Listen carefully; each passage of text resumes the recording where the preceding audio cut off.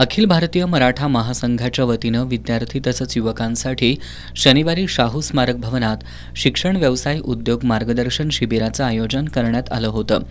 या शिबिरात मराठा महासंघाचे जिल्हाध्यक्ष शशिकांत पाटील यांनी उपस्थित विद्यार्थी युवकांना मराठा समाजातील विद्यार्थ्यांनी शासनाच्या विविध योजनांची माहिती घेऊन त्यांचा लाभ घेण्याचं आवाहन केलं।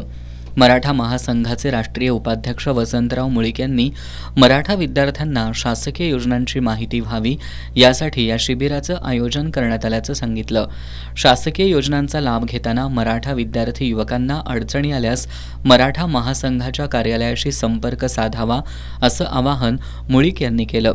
सारथी संस्थेचे कार्यकारी अधिकारी विलास पाटील यांनी सारथी संस्था, अण्णासाहेब पाटील आर्थिक मागास विकास महामंडळ तसंच अन्य शिष्यवृत्ती योजना, उद्योग आणि व्यवसायाबाबत मार्गदर्शन केलं।